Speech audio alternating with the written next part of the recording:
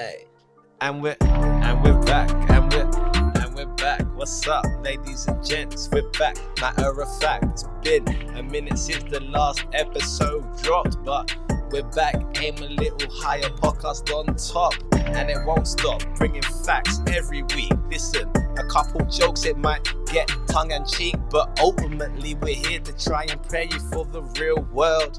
Yeah, I'm here with Storm. She's a real girl. Yeah. And it's real cold, cause I haven't put a radiator on, so living costs are going higher. Anyway, sorry. That was something. I mean, sometimes that beat hits, you know, and you gotta react in the It's any not like way. you hear it every week or anything. Something sweet about this week. I don't know. Maybe it's been such a crazy week, you know, living costs and the Prime Minister's gone again. So it's been one of them weeks. Welcome back to Aim a Little Higher podcast, people. There's a big question. There's a big question that I'm going to hand over to Storm to answer. The question is, Storm, what is quiet quitting? Okay, so quiet quitting, I don't think it's a new phenomenon, but it definitely got kind of put in the public eye, we'll say, by TikTok. And it's this concept that employees are now basically acting their wage. And what that means is instead of trying to climb the corporate ladder and create this kind of employee-employer loyalty relationship, it's more of you're paying me minimum wage, you're getting minimum effort.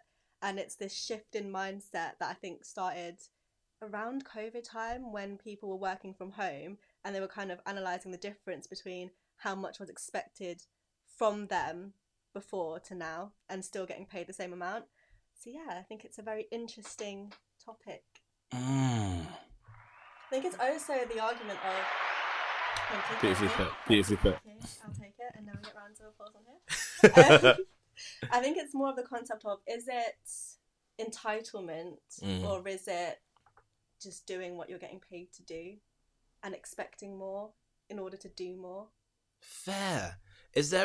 Are they reporting that it's a specific, is this like a new generation, Gen Z, millennial kind of thing? Yeah. Or is this something that's been around, that they're saying has been around for ages? I think it's definitely based around Gen Z. They're saying up to 24-year-olds. So that kind of generation in comparison to the generations that have been climbing the corporate ladder, wanting to get the promotions, get to like CEO, owner level kind of things. Okay. And doing that through going above and beyond and doing it that way. But now Gen Z are like, no, you're paying minimum wage, you're gonna get minimum effort. If you want more effort, pay me more money.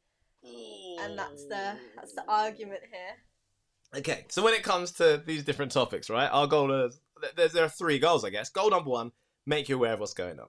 Goal number two, explain what it means so at least you can walk away with an understanding if you ever hear the phrase, in this case, quiet quitting. Goal number three is to have a little discussion about it. Now, every now and then, we get to do this podcast with a guest joining us, and today is one of those days. So you've got Kamal here, as per usual. We're joined by Storm as well, but we've also got Chris in the house. Good evening. To give you a bit of background on who Chris is. Chris is one of the what's it called? I forgot what it's called. You know that basketball thing you did the other day? That was just, you were on a boat in the middle of the River Thames playing basketball. Yep. What was that called? Because it looked sick. What? So basically, I haven't heard of NBA. So the NBA teamed up with Hennessy. Mm-hmm. They built a boat on the River Thames. They did it in China, London, and a few other places. They teamed up, did a little small documentary, had a celebrity game. It was star-studded with all the celebrity basketball players, Love Island guys, and me. I was busy that day. Got you. Like I didn't get my invitation to Paris Fashion Week because I was busy. Got you. Yeah. Oh, fair play. So I did stuff like that. That's awesome. Yeah. Sorry, that was random. That's actually not how I know Chris at all. That's just something cool that happened the other day. I've known Chris for years. Many years. Way before I was speaking, I think. Yes. I mean, I could talk because we communicated. Yes. Way before Aim a Little Higher. But Chris is I say you're like the expert of body movement and comfort, I think is how I put it. Like, nicely put. Very nice. Thank you. Very nice. Thank you. Massage, mobility. Back when I had sciatica, you were there for me, man. I was there. Help me out. Even this week, I overlifted at the gym, got a pretty bad injury, and had this week of like 4 days of speaking. And Chris came down, man. Yep. Helped fix me up. So that's your background. That's where your degree is, right? That's my degree is, yeah. Absolutely. And then you also do some work in education. That's right. Beautiful. Right. Just so everybody knows who everybody is here. Indeed. Right? Sometimes you think, oh, he's on because he's his friend. Nope. You got to have something valuable to say as well. But another reason why today is a good day to have us three is because we all have very different positions on how we feel about this whole quiet quitting phenomenon. So should we start with for, against, or the middle, the person still on the fence? Let's go with Storm. You introduced it. Yeah. You've got a pretty neutral view on this. Talk to me. Why? Why? Okay, so I think from the people who are partaking in quiet quitting, I think their standpoint is, I'm getting paid to do a job between, let's say, 9 to 5. I'm going to come into work at 9 when my work time starts. I'm going to do my job as best as I can, allegedly. And then at 5, I'm leaving. I'm going home. I'm not doing overtime unless I'm getting paid for it. I'm not staying back longer just to do a favour, because favours don't pay the bills. I'm not taking on the workload of 2 people and still getting paid for 1 person. It's that kind of mindset that they're having, which makes sense when you say it out loud. Yeah. But I think it's kind of somewhat delusional to think you're going to progress and get promotions and like get higher in a business unless you are showing that you can do what is expected of you when you do get to that position. Now, I don't agree with the whole, I'm going to give you a crazy workload and I'm expecting you to be okay with it. I'm going to pay you minimum wage, be happy with it. But I do think in order to be put in higher positions, you need to exhibit the skills that are going to be needed to be in those positions. And you can't do that unless you're being given the kind of work that you're going to be given. So I think that's why I'm kind of in the middle, because I understand it in theory, but I think in reality, if you want to go far, you're going to have to show that you can go far. And that's where I stand. Absolutely. Chris, you are firmly on the you get it. You fully get quiet quitting. I fully get what you're saying. I fully get quiet quitting. Like Storm explained it there. I was like, okay, that's nice. But you know. Yeah, there was a but. But you don't have a but. There's no but from you. No, like my experience itself, like I've like you said, work in education. Like from young, I worked in youth clubs. I've been around young people, obviously younger siblings, younger friends. I've always helped grow people and stuff. So when I go into education, I feel like I have enough experience. I also have degrees, qualifications, and all these things that I can step into. Because for me to step into someone, they say minimum.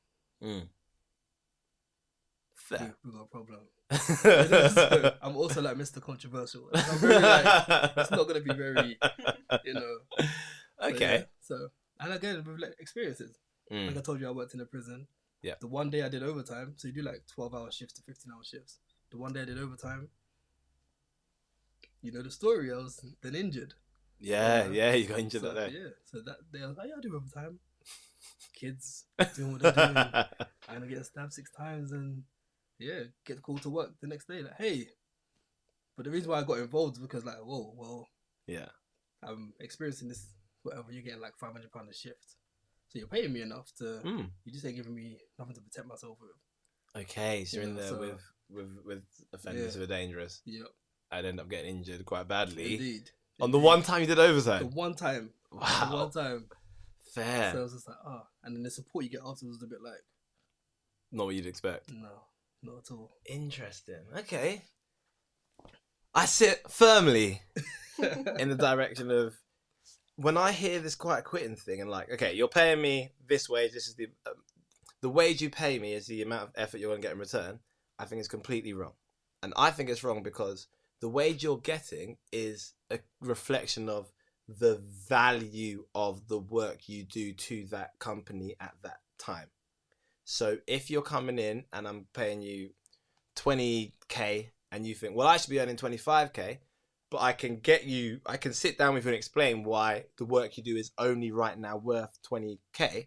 And you're like, well, fine, I'm going to turn up, but I'm not going to do anything extra. You're not getting any above and beyond. If it's time to stop now, I've stopped. My lunch is going to be my full lunch if I need. Like, if there's no flexibility and you're not willing to do anything above and beyond, not willing to like give me your best or give that employee your best, then how can you ever expect to move to a stage where you are earning more? I don't think you should wait for the money to go up before your effort goes up. I think it's the other way around. I think you put in the effort, you go above and beyond your pay grade. That makes us go, whoa, hold on. This person's delivering more than I expect them to deliver. Now you're delivering more than I expect you to deliver. That means you're bringing in more than I expect you to bring in. And if all those things are in place, then as a result, you're going to be put to a level higher because you deserve to be that level higher. If you find you are doing the more, and then it's not being reciprocated, cool. Mm-hmm. Now I understand. Now we've got an issue. Now for like 6 months or for a year, you've been going above and beyond. You've been bringing in more than what's expected of you. You've been delivering at a high level and you're getting nothing in return. No appreciation. Hey, that makes sense. Start looking for another job. That company's not for you. They're not appreciating you. I get that. But if you go in with the attitude of, this is my paycheck, cool, you're going to get that. You're going to stay stationary because at what point do you prove that you're worth more? If you get a valuation of this is what the job's worth, and you hit the valuation nail on the head, then everybody's right. I thought this job was about worth this much. You're doing about this much. We're pretty neutral here. Everybody's good. That's my issue. If we want to be paid up front for work we haven't done yet, or given value for stuff we haven't done yet, I don't get it. I don't understand. Sorry. And I was just going to say, I find it really interesting how when it comes to work and like getting paid, we have such different attitudes in comparison to other aspects of life. For example, if you walk into a shop and you buy something and it's only £1, you're not going to expect that item to be of fantastic quality, let's say, to be the quality of a £10 item. And you're okay with that. I'm paying £1, I'm getting £1 quality product. Yeah. But why is that not the case in work? I'm paying you minimum wage and you're giving me minimum effort. It's kind of the same playing field. You're doing what's expected of you in your job description, what you understand is your job. You're doing that and you're getting your work in on time. You're hitting all the things you're meant to be doing. The only thing you're not doing is doing more than is expected. Interesting. Okay, I see your point. I hear it, and I just think my issue stands with the idea of doing what's expected. I think anytime you do only what's expected, then you stay in the place that you are because you're not exceeding expectations, you're not impressing, you're not doing anything that would lead to you need to be paid anything more. You're just doing enough to get by, which is cool. You're going to stay at the same amount of money, stay at the same income, stay at the same role because you're just doing enough. And for just doing enough, you get paid for that specific role. Do you know what I mean? So I think you're almost with that actually doing yourself out of a future growth, because where's the growth come from if you're only doing the expected and nothing more, not stretching yourself? That's where I kind of come from. Okay. What are we talking about here? Is it always about money? Because you made a point earlier about not getting paid before doing the job, but not getting paid in advance for something that you haven't done yet. But look at sports. Like people like the LeBron James get 150 million pounds before we see you bounce a ball in a professional realm. Fair, but and actually that's a really good point. That's a good difference. Of course, in that sports space, we all see that. Oh my gosh, look at that contract he just got before he even kicked the ball. But you and I both know behind the scenes that this guy's been doing this for years at levels for free. Motivation wise, intrinsic motivation is a big thing when it comes to work. And whatever. Are you working towards that? Are you passionate about what you're doing? Because if not, you're always gonna quit. 100%. You know, like I said the other day, I've been in Milton Keynes for 5 years. I had 15 jobs before, and I always wanted to teach, but I just kept doing other random problems bits. with managers, problems with how they're speaking to me and what they want me to do, and I'm like, well, I'm not passionate about doing this, but I still be expected to be spoken to a certain way, and I still have to get paid. You know what I mean? But I wasn't passionate about what I was doing. You know what I mean? So when I look at sports, you do get paid quite a lot of money before. Eventually. Yeah, but you do it for free. Yeah. For many years. Right. And you're like, I'm leaving this team. They're not treating me. But they paid you 150 million, before. Yeah. Now you're talking about. But I think that's a great point, right? You do all those years for free because you need to get good enough to be able to demand those big figures, right? And they know I'm going to do these years for free. Not while it'd be like in them 3 years coming out of. But you don't know though, because when it comes to sports, everyone wanted to be an athlete. Everyone wanted to be, great at something. Yeah. You know what I mean? And like for some people, I've seen it. Some people, the game just becomes very easy. I can be a shorter guy. I had to work be fast, extra hard. I had to jump high. I had to be seen. 100%. Where some guys are like, I'm 6'8" and it's gonna come easy. They're gonna give me a contract anyway. But are there actually people who are performing at the top level in that industry when there are hundreds of thousands, if not millions, of people who all want to be, top of their game in sports, who actually aren't giving effort where they're watching their food, they're turning up and putting hours in there, they're sacrificing social life, they're not doing all the other bits that a normal teenager would be able to do in order to hit this level. Not like coming from like the basketball world, I've seen so many stories. So like Joel Embiid is like the new thing. Plays for Philadelphia 76ers. 6'8", 9", maybe 6'10". But he was just in Africa playing football. But someone goes over there and is like 6'8", 6'9". What the hell are you doing kicking a ball? I think the wrong sport. I'm gonna teach you how to throw this over someone and move this way. Yeah. He's just like, no. You come to America and they'll sort out your visa to make sure your family's good. They'll teach you how to play the game. A year and a bit is 200 million a year, and now he's one of the greats. Got you. But it came easy to him because he was so big. I understand that, but then I'd even argue there he had to be good at the football stuff in order to get noticed and seen, as opposed to like just playing football on the street with his friends. You had to get to a level of being in a professional environment of football to be seen by someone in sports to go, hey, you're pretty good. And then you have to do a year and a half of work to get. I think it's the right place, right time. Yeah. I know, because 6'8", you're not going to be good at football. For me, you can't be great at football. Like, if you're above 6'4", you got to be a goalkeeper, man. The best striker in the league right now is 6'4", and he's a beast, and he's eating this league up for breakfast. The best league in the world, eating it for breakfast. 6'4". True, but even Usain Bolt 6'5" is the fastest runner, and usually it's the lower. Yeah. So there's a few exceptions. But I also think the point is with this whole quiet quitting thing is the generation question, Gen Z, have seen their parents work hard and still not be able to put food on the table. They've seen their parents go above and beyond, do what's asked of them, and still not get anything in return. So their mentality is, I've seen this doesn't work, so why would I then put myself through that to be in the same position? And then what happens when someone's so good at the position that they're in that they don't get that promotion? Because it'll be harder for the boss to replace that person than it is just to promote someone else. That is when you, to me, are in the winning position. You get paid, and I think it was a guy called Bob Proctor who said this. He said, you're going to get paid, and it was leaning towards business, but I think it can extrapolate out, based on the need for what you do, your ability to do it, and the difficulty in replacing you.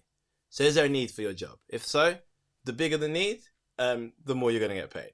Are you good at solving a problem? The better you are at doing that job, the more you're going to get paid. Are you difficult to replace? If I can replace you next week, you can't demand a crazy salary because you're replaceable. If actually it's going to be difficult to replace you because you're bringing so much to the table, well, now you can sit down and say, hey, I've been here for such and such time. I'm producing A, B, and C results. What would it take for me to get to this much of an increase in salary? And you can have that conversation because you're putting numbers on the board. It's like, look at the whole nurse strike thing that's happening. I'm assuming it'll be hard to replace a nurse who's been in nursing for the last 30 years, but yet they're still not getting paid enough, so they're striking. Okay, so that comes down to industry and public services. That's a diff. But I guess I come from a private background, so public services, that's a whole different ballgame, and that's where you go union and strikes in. I get that completely. I guess then there comes a question, as a nurse, would you stop going above and beyond and just do enough? And it's 5, I'm out, or my shift's over. Hey, see you later, enjoy your ventilator. I guess it's almost impossible. I think it's impossible to be a nurse who doesn't go above and beyond. Yeah. So public service is a different ball game. And I think if you go into public services, you've got to be going into that because because you care, man, and like you're passionate about that, helping people. Definitely. And then the unions and stuff are there to back them up, and I guess that's why we're seeing the nurse strikes, and we're seeing them physically do something in order to get that change. So yeah, I do think the conversation is completely different when it comes to public services, because if you actually sat down and put a value on a nurse, they're well underpaid. Value on a teacher, they're underpaid. Value on a firefighter, how much is it worth to run into that fire and save 2 people if we had to put a price on it? So the whole public service arena is completely underpaid. Yeah. I think that's where the problem is rooted in. It's this generation has watched their parents, grandparents, carers, aunts, uncle, whoever, working as hard as they can, because in their generation that's the norm. It's to go above and beyond, climb the corporate ladder, do what isn't expected, but you're doing more because you want to climb, you want to get higher. They've seen that. They've seen that it didn't work. So now they're like, I'm at the age now where I'm working. Yeah. And it's not worked for my mom and dad or whoever for the past 40 years. Yeah. Why should I now do that? Of the possibility that my employer is going to recognise that I deserve X, Y, Z. I guess it also comes down to like, what are your own values? Like for me, I can't have a job and not be doing the best of my ability in that job. Like I worked at a bowling alley. I know it's not going anywhere. I know right? Yeah. I know there's no future in me in bowling. Yeah. I'm here right now to earn some money until I figure out what I actually want to do. Yeah. But I brought the heat to that job, man. Yeah. Do you mean I bought my playlist to sort out the playlist. I made sure I went above and beyond for the kids that came to the parties and people. You had like us, like the friends or whatever. You had like atmosphere. You brought, right. You know. Do you know what I mean? Yeah. So like, and I was getting paid, I think £3.47 and £3.46 an hour or whatever, and I was in there like I was getting 15 an hour because I'm gonna be here anyway. I've got 3 hours on the shift anyway. It's gonna be a good shift. Yeah. Do you know what I mean? Yeah. And but did you know what you're getting yourself into? Did you know? Okay, bowling alley, they're gonna pay me this much. You had the interview in the online whatever. Yeah. You knew. Yeah. This is what I'm getting. This is what I have to do. Yeah, I guess so. Yeah. So the above and beyond stuff was just your character. That's just who you are anyway. You brought you to. Yes. You know. Yes, I am an above and beyond person. Yeah, but like this life thing, when it comes to work, it's a results-based industry. You get paid for results, not for what you think you do, not for your ego, not for what have you done. 100%. You know, and this is like I have a bit of a problem because I'm like, I deserve more. And they're looking at me like, but what have you done? I know what I've done, but it's not. Can you articulate what you've done? I guess is the thing. So like, I've seen it where I speak to people and they're like, listen, know your worth, and I'm sort of like, do you know your worth? Because that can be a positive conversation, but it can also be like a bit of a humbling conversation of, do you actually know your worth? Because every time I hear someone say, oh, know your worth, it's always to say they're worth more than what they're getting right now. And I think sometimes it's almost like a bit of a dangerous statement because it's like, well, you've been here 6 months and you've done okay. You're not the top performing member of the team, but someone's like, know your worth. Like, yeah, well, they're only paying me this, I'm only going to do that. And it's like, you have to do something first in order to demand it. So my fear is that we get to a point with this idea of quiet quitting and we're hearing these messages, like you say, it's all over TikTok and we're hearing it. If they're paying me £7.50, they're getting £7.50 out of me. And we're hearing that. So you as a young person in education now, just coming out into the real world, is like, do you know what? All I'm seeing on here, £7.50, they're going to get £7.50. I'm going to turn up on my knee. So your first taste of the working world is doing just enough. You are in trouble because there's got to be someone else who's like, I'm going to do a bit more. Yeah. Do you know what I mean? And that's my fear. My fear is, do you actually know what you're worth? Can you articulate what you're worth? And you mentioned earlier, like, can you have that conversation with your employer? To me, if you're not able to have the conversation with your employer that says, hey, I've been here for 12 months, 13, 16 months, however, my targets when I first came was A, B, and C. I've actually overachieved on A, B, and C. Can you let me know, within the next 3 months, what would you need to see from me in order to justify a raise to an extra £3,000 a year or whatever it is? That's a fair question. Because you're just asking what they need to see. You'll put it into their court. Now, if they come back with, well, I'm going to need this many sales a month. Now we can, right, there's a scorecard. I need to hit that. there's a raise lined up. Mm. And then if you hit that and don't get the raise, now we've got But a what if problem. you've already gone above and beyond for those 12 months prior to that conversation, and now you're being told you need to do even more, even though you were already going above and beyond, doing everything you could in your knowledge? Then what happens?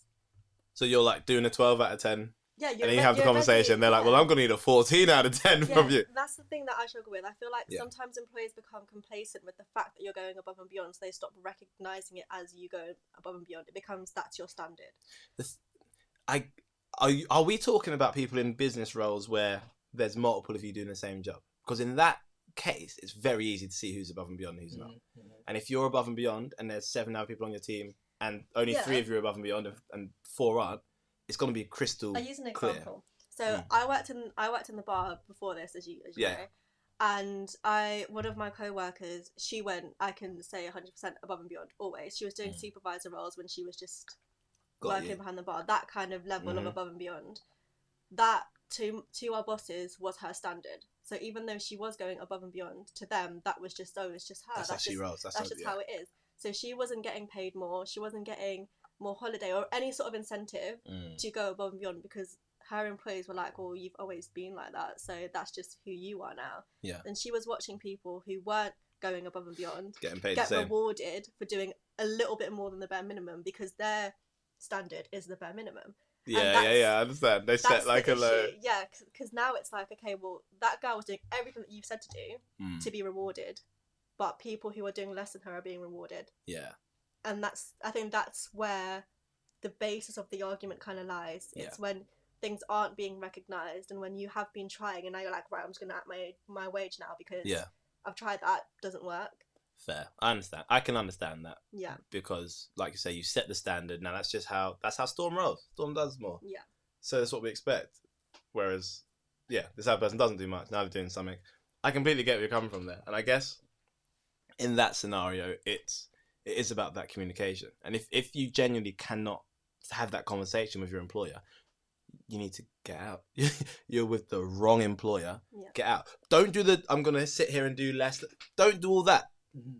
You've got a high standard. Keep your high standard. Take your high standard and transfer it elsewhere. Is what I do because I think if you start to become someone, I'm just going to do what I've asked, you're always going to be someone who just does what they're asked. And people who just do what they're asked get just what they were told. Do you know what I mean? Yeah. And I think that's my biggest fear with this whole idea of quiet quitting, of act your wage. You'll stay there. Act above your wage. And if you're underappreciated, off you go. And we talk about this word average a lot, don't we, when we go to schools and stuff. And I think if you are performing at an average rate, you're going to get an average pay. And then you can't exactly complain that you're getting an average pay because your employer can turn around and be like, well, you perform averagely and I'm paying you what the average for your work would be. So this is my thing. And I've had these issues with people like in the past, or like I've seen it in my own eyes of I'm worth this much. And you go black and white. You're not. Like, we can see you're not. Or I hear stories of it and I'm asking questions. I'm reading between the lines like, you're not worth more than what you're being paid right now. And I think you've got to be really careful to not confuse your pound per hour worth with your self-worth as a human being. Because they're two different things. Yeah. You're worth, as a human being, you're worth £1 billion an hour. There's no value you can put on that you're actually worth. Yeah. Unfortunately, we work in a system that can't afford to do that. Yeah. So it comes down to pounds. Don't confuse the two. If I got hired tomorrow to go and work for a company dealing with medicine and biology, I'm worth about £2.78 an hour. I don't know that in arena, right? I got to get trained up. And then maybe after a year, and I might be worth a bit more. If I get hired by a company to go and run their educational programs across the UK, hey, you're going to need to pay me more than £2.70 an hour because I've got a track record of high performance in this place. So I think if you've got the track record, you've proven it, hey, I get it. Cut out. Yeah. Talk to... So who's determined that? Like, are we going all our life having like a manager or a boss tell us what our worth is? Because if I feel like I'm worth more, but you don't, you're like, and you're the boss or you're the manager, do I have to listen to you? Like, well, you don't think so. But I feel like I am. But you're telling me I'm not. I'm very anti feelings. So Okay. if you feel like you're worth more, it doesn't matter. But what if I am and I think I am, but you just think I ain't? Depends Like, what you base. I guess what you're basing it on. So Okay. when you have a job, there should be some kind of job description there, or after a while you establish, okay, this is pretty much what's expected of me. And if you feel like you're going above and beyond, then to me that's the conversation of, hey, I'm doing A, B, and C. I feel like I'd like to grow within this company. Is there room for me to grow within this company? And if so, what would it take for me to get from where I'm at here to where I want to be, which is £3,000 a year more, or whatever it is? Because you're making them commit to what you need to do. Mm-hmm. So even in your head, it might be fine. You bring it to the table. They're going to have to tell you why it's not fine. Mm-hmm. So it might be like, well, you turn up on time. You're great. You're fantastic with customers. You are absolutely brilliant with the team. But to be honest, your final product's a bit sloppy. There are spelling mistakes in your emails that we're having to clean up, and your administration's on. So at least you find out, because you might be looking at those 3 things like, yo, I'm killing the game. Look how happy this. And you're not realizing that you're dropping the ball in the administration there, for example. Okay. So maybe it's like those conversations, just giving you the opportunity to find out, hey, where am I at honestly, and why is my view of where I'm at so different to your view of where I'm at? And hopefully that gets you closer to a point where you don't need to quietly quit, but instead you can just loudly improve. Does that work? Loudly improve. I really wanted to get that, to get something. You wanted a catchphrase there. Yeah. Are we saying that's the catchphrase? Or... No. Okay, all right, that's fine. No, See, actually, you've given me feedback, right? Yeah. I think it was brilliant. If it was up to me, that's what that would have got. Yeah, you go. Yeah? It's not bad. It's not bad. Loudly improve. Yeah. But I understand, and I'm taking that feedback. Hey, I'm not going to quietly quit now. I'm not going to sit over here and be like, well, I ain't getting claps. You ain't getting my brilliance in this podcast. Yeah. I'm going to work harder. Yeah. I think this whole movement is a form of protest from employees, but I think you have to not be delusional at the same time. Like, you need to understand how the world of work works, pretty much, and how to climb the ladder in your whatever industry you're in. But I think it's also a bit silly to just assume that everyone can quit their job, because not everybody can just be unhappy and quit. You can. Nothing's stopping them. Okay. What do you mean? Yeah, you got bills and stuff, but there's something quit. You can quit. But if I told you the amount of times I've walked out of places with nowhere to go, I highly do not jobs. recommend. No, I don't recommend it. You can do it. You can do it. Like, no one can say, no, you can't walk out. Who's stopping you from walking out? Like, you can do it, but I don't say do it. It's not a good idea. No. Oh my gosh, I highly don't recommend. No, But... no, I do. No, I don't. Oh, dear. Well, But it depends don't do that. Sorry. No. I'm sorry, for those watching visually, you're on our backup camera at the moment because one camera has died. But It yeah. depends on what it comes down to. Is it like your ego, your morals, what you believe, or is it money? Is it... Because I've said all my life, I'll do anything. Any job, anything for 75k. You give me 75k, I'll do it. Probably like maybe 9 months to a year ago, had an opportunity. We can give you this much. And it's like 75k and some change. Yeah. This is not going to do it. Oh, you changed. Yes, I was like, I'm not willing to do that. I always thought I would, but when I saw it and saw it, I was like, no. Yeah. It's not So enough. what became more important than money? Because actually we meet a lot of young people and we say, what's most important? They're like, money. I'll be set when I'm making money. So you've always said 75,000, and I remember you saying it. Yeah. If the paycheck's £75,000, there's no job that I'm doing not going to do. So what changed? Was it like a moral thing of I can't do that? It's more like a moral thing. It's like, well, that's not me. Like, that's just not me. Like, what you're asking of, that's not me. That's not how I want to be remembered or known for. That's not my character. Yeah. It's a bit out there. Just Yeah. no, and that's a bit what's the word? Like degrading. It's a bit like Okay. no. So actually what became most important was the way in which you see yourself and Yeah. how you want to be remembered, how you like to tell your family, your friends, Yeah. how you make your income is and needs to match up with your morals. So it's like Fair. it's tough. It's like a tough decision. Yeah, I It's can like, imagine. That's a lot of money. This is life change. This is all I need. Just that one check, I can change a lot of things. But I can't do that for you. Fair. You know, like if someone brings you in as a gimmick. Yeah. Like I take speaking very seriously. Yeah. Speaking. Someone says, I'm doing this movie. You're gonna come in. You're gonna be a speaker, but you're gonna do this. That. Oh no, that's not Yeah. what I do. No, I'll put on this blonde wig and wear a dress. And... Yeah. Oh no, I'm not. Yeah. But you said you wanted that much, right? Yeah, I'm with you. All I'm of a with sudden you. you're like, Money's not that sweet. not enough. Yeah, it's like, oh. And you have always said as well. You said like a lot of people think they want this much. You can actually live the life you want on Much less. much less. Yeah. And that's what hit me. I was like, actually, Yeah. what I really want to do in life, Yeah. And if you're willing to pay me to do this, I'm sure someone out there is willing To pay, to pay you something that you actually want to yeah, do, that so- you value. That's really interesting. But That shifted. when that opportunity comes and you complain about this, and that opportunity hits you, you better be ready to make the decision. I like it. You I start like it. realizing what's important and like yourself and how you value yourself Yeah. is Number one. number one, definitely. Has anybody's position switched No. as a result of this conversation? I was in the middle already. Yeah, you're firmly on the fence. Yeah, because I can see both sides of the spectrum. I can see where you're coming from with your arguments. I can see where you're coming from with your arguments. I think it's not black and white. So I can't say it's wrong and I can't say it's right. It will be right for some people in some circumstances, and it will be completely wrong for others in other circumstances. I don't feel like people should jump on the trend just because you see people talking about it and how it's a good idea and how it's going to solve your problems, because for the majority of you it won't. Amen.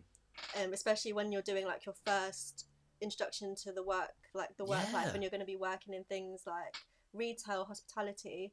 It won't work in those senses because it's so easy to replace you.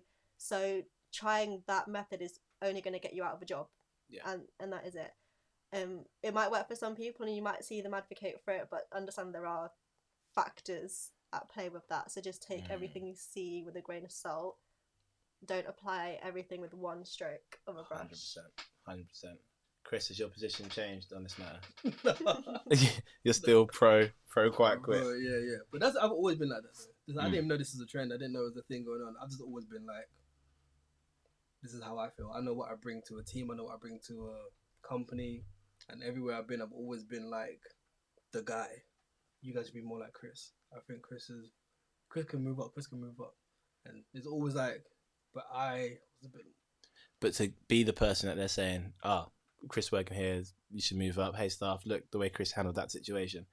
That's because you're going above and beyond, right? Again, no. Like, it's just my character. Like I said to you earlier about certain things coming easy to people. Yeah. I've always been good with people.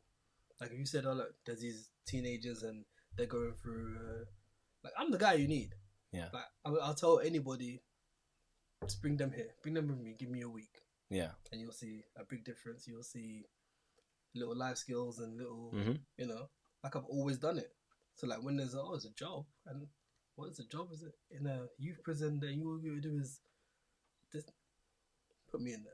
Yeah, what I've been doing. Yeah, like this is, So I guess what's interesting is you're talking about like that's your bag, that's your area, that's your. So for you, you're like, well, I've got years of proof. I know. Yeah. I can get you references now to show you where I'm at. So I guess in that sense, there is a higher market value on your skills because it's your area and your arena. You wouldn't step into another area, the tech industry, and start demanding, hey, I need to be paid big money because of my character. No. Mine is more in the same industry. Okay. Like when I went from the prison to a school, I went to the school and I was like, oh no, we're going to pay you this much. And you're going to do this. I'm doing a lot more than I did here. They tell me to go home visits and call them at night and make sure I don't get paid. No. They're like, whoa, you're not going to leave. You don't know who I am. There and then I'm out. Yeah. You will be calling me to come back. And that's always been the case. It's always been. So when I move forward, I'm like, I know what's gonna happen here. So now I'm gonna ask you for a price, and I'm gonna get it. Otherwise, my references will tell you. Fair. He will leave you in the lurch. So everyone knows from the beginning where they stand. This is how much I believe I'm worth. This is the wage I'd like. Yeah. But the job I'm gonna do is gonna be. Yeah. But in my interview, I'll let you know. I'm gonna prove it. Don't worry about. Don't worry. I got this. But I guess in that sense, you have to have the credentials or the references, whoever, to back it up. This is what, So you have to put in the work somewhere. This is where I'm app. But again, Yeah. I was saying about it's what you're passionate about though. Like I'm passionate about changing And this is a like, problem. the youth's lives. I'm not gonna go into like the hospitality industry and be like I deserve. Yeah. Right. You know, I feel Yeah. like That's but, the problem with the trend, is that I Yeah. think it's Yes. putting new solutions into people's heads a little Like, bit. what are you Where passionate about? 100%. What Yeah. are you passionate? What are you actually good at? Mm. What are You you have to actually know- good yeah, at? You have to know what you're good at. Yeah. Yeah. And Otherwise, you're just gonna bring that ego everywhere. and right, like, this is my issue. Yeah. The ego that's created around it, and I've bumped into many egos who are like that, and they've had like a little bit of success in an industry or a little bit, and like, cause I've had that, yo, I should be up here. I'm not worth that. I'm worth this, and it's like, yo, you've got 2 instances where it's gone well. Yeah. I'm gonna need 12 Mhm. minimum. Mhm. I'm gonna need 20. I'm gonna need you to tell me 3 people I can do reference. They can tell me not only character references, but practically what you contributed and the difference it made. Yep. When you're in that arena, I don't think this quiet quitting necessarily becomes a thing, Mhm. because you can prove your value. And when you can prove your value and you can get the references and you can get the backup in the marketplace, then from there you've got a bit more freedom to move. You can go to a different employer. You can go to a competitor and say, oh, I work here, but I'm not happy. What you got on the table? You can go to your manager. Hey, I've been here for such and such. Here's what I've put on the board.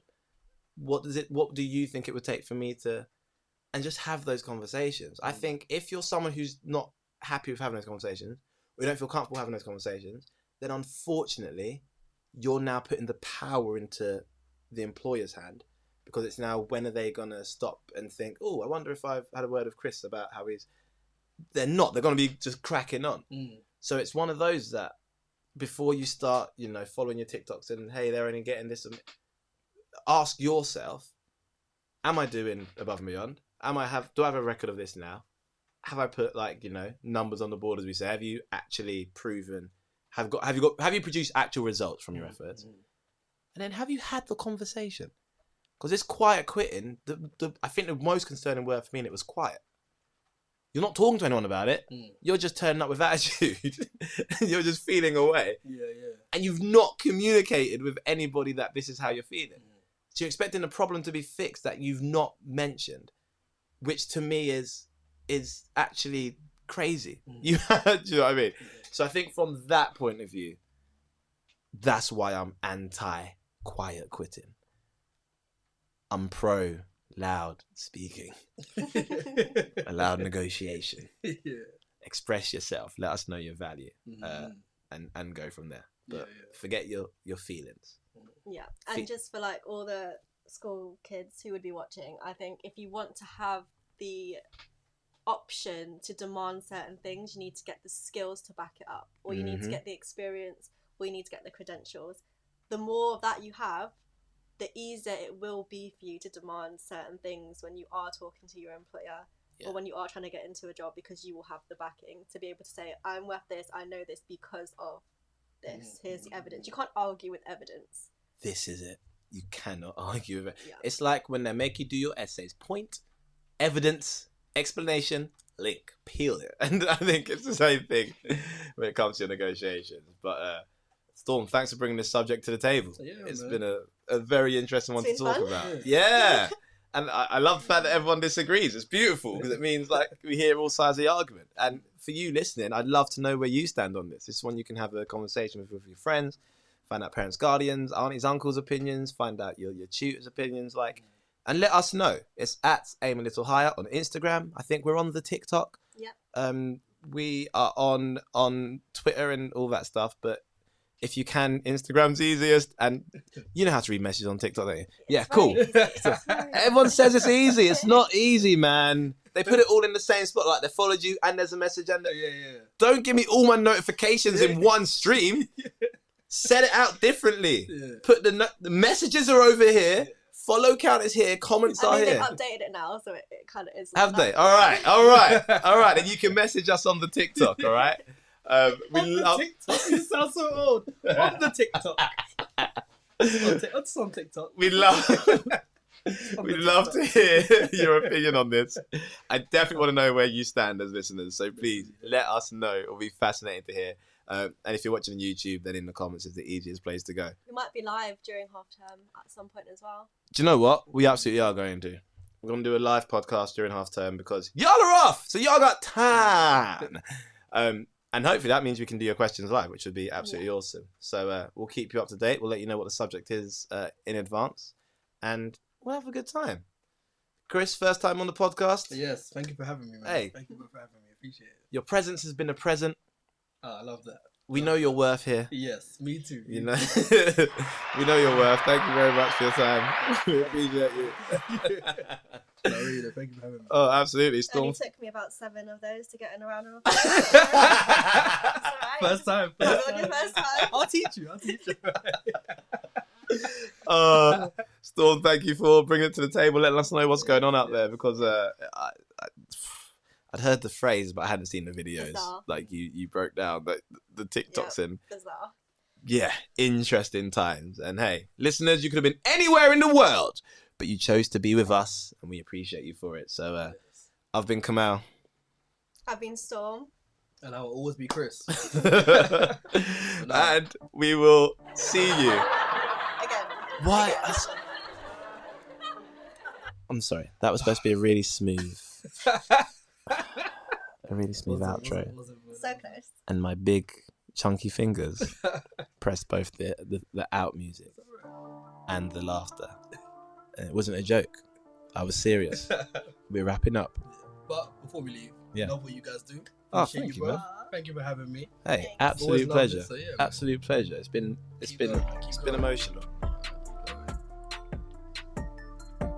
Sometimes you can talk on a fade out. Sometimes you just have a little jam. Yo, listen. Okay. I need 75K. 75K for an